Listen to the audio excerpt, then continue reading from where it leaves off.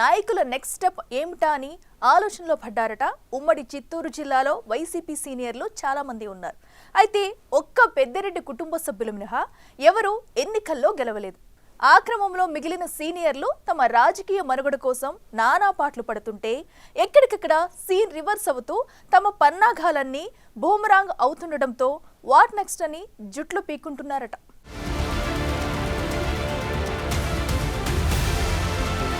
ఉమ్మడి చిత్తూరు జిల్లా వైసీపీ నేతలకు గడ్డు సమస్య వచ్చిపడింది. ప్రజా సమస్యలపై ఆందోళనకు దిగాలంటే గతంలో ఇదే సమస్యపై మీరేం చేశారనే ప్రశ్నలు ప్రజల నుంచి వస్తున్నాయంట. జిల్లాలో టమాటా ధరల పతనంతో పాటు మామిడి ధరల పతనంతో రైతులు ఇబ్బంది పడుతూ ఉన్నా వాటి గురించి ఏమాత్రం ప్రశ్నించలేని పరిస్థితిలో జిల్లా వైసీపీ అగ్రనేతలు ఉన్నారంట. వైసీపీ ప్రభుత్వంలో రైతులకు గిట్టుబాటు ధరలపై నోరెత్తని సదరు నేతలు ప్రతిపక్ష నాయకులుగా దానిపై నోరెత్తలేకపోతున్నారంట. దాని గురించి ఆందోళనకు దిగితే ఎక్కడ రైతుల ప్రతిఘటనలు ఎదురవుతాయోనని సంశయిస్తున్నారంట.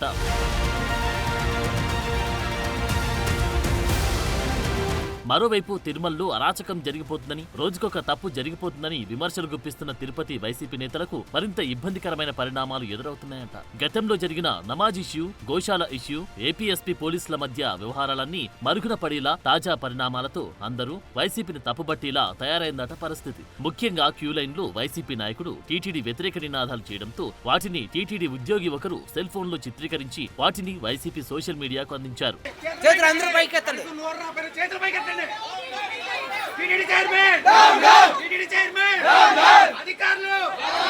అయితే కాసేపటికి క్యూ లైన్లు హడావిడి చేసిన వైసీపీ నేత శ్రీవారి దర్శనం తర్వాత మీడియా ముందుకొచ్చి తాను పొరపాటు చేశానంటూ తనకు జ్వరం వచ్చినందున ఏదో ఫ్రస్ట్రేషన్ లో మాట్లాడానని, అనవసరంగా ఎంతో పెద్ద మనిషి అయిన టీటీడీ చైర్మన్ పై అనవసరంగా నోరు జారానని క్షమాపణలు చెప్పుకున్నారు. టీటీడీ సౌకర్యాలు అన్ని బాగున్నాయని, స్వామివారి దర్శనం కూడా చాలా బాగైందని, ఇంకెప్పుడు ఇలా జరగదంటూ బహిరంగంగా క్షమాపణలు చెప్పారు. కొంచెం ఈ ఫీవర్గా ఉండడం వల్ల ప్రెస్టేషన్లో ఉండి నేను కొంచెం తప్పుగా మాట్లాడడం జరిగింది.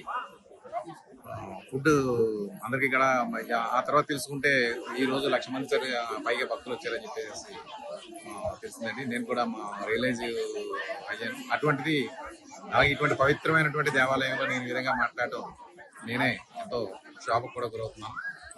అలాగే పెద్దయిన పూజ్యులు మన చైర్మన్ గారు కూడా ఇందులోకి తీసుకొచ్చినందుకు నేను ఎంతో బాధపడుతూ వారిని కూడా మనపూర్వకంగా క్షమించమని, అలాగే అధికారులు కూడా వారు అహర్నిశలు శ్రమించి ఈ యొక్క దేవాలయంలో సేవలు చేస్తున్నప్పటికీ నేను కొంచెం తప్పుగా మాట్లాడడం వల్ల అధికారులను కూడా క్షమించమని కోరుతున్నాను. అలాగే పూజ్యులైనటువంటి ఈ యొక్క ఆలయ చైర్మన్ గారిని కూడా నేను నా పొరపాటుని ఇటువంటిది ఎప్పుడూ నేను చేయలేదు. ఈ పొరపాటుని మరి వారు మన్నించవలసిందిగా కోరుకోవాలి. క్యూ లైన్ లో జరిగిన హడావిడిని సోషల్ మీడియాలో తెగ వైరల్ చేయాలని చూసిన వైసీపీకి తమ పార్టీ నేత అలా సరెండర్ అవడంతో పెద్ద ఎదురుదెబ్బ తగిలింది. గతంలో తిరుమల కొండపై చోటు చేసుకున్న ఘటనలు కూడా వైసీపీ ప్రమేయంతో జరిగినవేనని కూటమి ప్రభుత్వం ఎండగట్టడం మొదలుపెట్టింది. ఆ క్రమంలో క్యూ లైన్ లో జరిగిన ఇష్యూకు సమాధానం చెప్పలేక తిరుపతి వైసీపీ నేతలు మల్లగుల్లాలు పడాల్సి వస్తుందట. ఇక మాజీ మంత్రి రోజా నెలకు 2 సార్లు తనకు ప్రోటోకాల్ ఉందంటూ దర్శనానికి రావడం, వచ్చినప్పుడల్లా ఎవరితోనూ వస్తూ ఉండడంతో అది కూడా వివాదంగా మారుతుంది.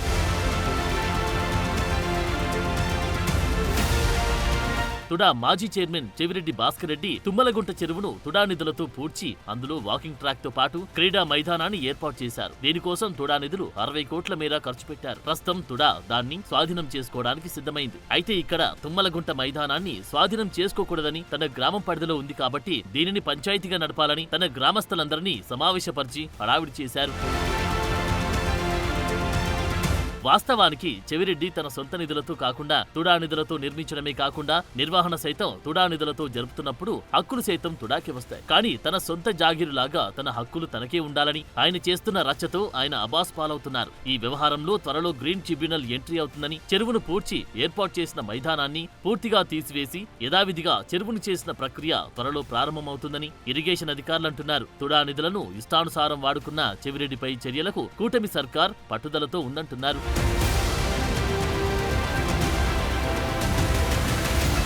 సీనియర్ నాయకుడు, జిల్లా వైసీపీకి పెద్ద తలకాయ అయిన మాజీ మంత్రి పెద్దిరెడ్డి రామచంద్రారెడ్డి ఫ్యామిలీ కూడా పూర్తిగా డిఫెన్స్ లో పడింది. బుగ్గమఠం భూములతో పాటు మదనపల్లి, మంగళంపేట భూముల ఆక్రమణ వ్యవహారంతో పెద్దిరెడ్డికి తలబుప్పి కలుగుతుందట.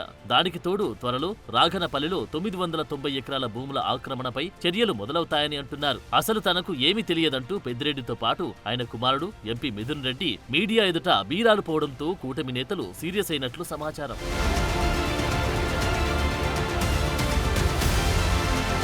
డిప్యూటీ సీఎం పవన్ కళ్యాణ్ అటవీ భూముల ఆక్రమణలపై సీరియస్ అయి కేసు నమోదు చేయించారు. తిరుపతిలోని బుగ్గమఠం భూముల ఇష్యూలో కూడా త్వరలో కేసు నమోదు కానున్నట్టు తెలుస్తోంది. ఇక Rajampet MP Mithun Reddy liquor scam లో 4వ నిందితుడు కాగా బుక్కై బెయిల్ ప్రయత్నాల్లో సుప్రీంకోర్టు వరకు వెళ్లి భంగపడ్డారు. ఎన్నికల సమయంలో కుప్పంలో చంద్రబాబుని ఓడిస్తామని బీరాలు పలికిన పెద్దిరెడ్డి తాజా పరిణామాలతో దిక్కుతోచని పరిస్థితిలో ఉన్నారంట.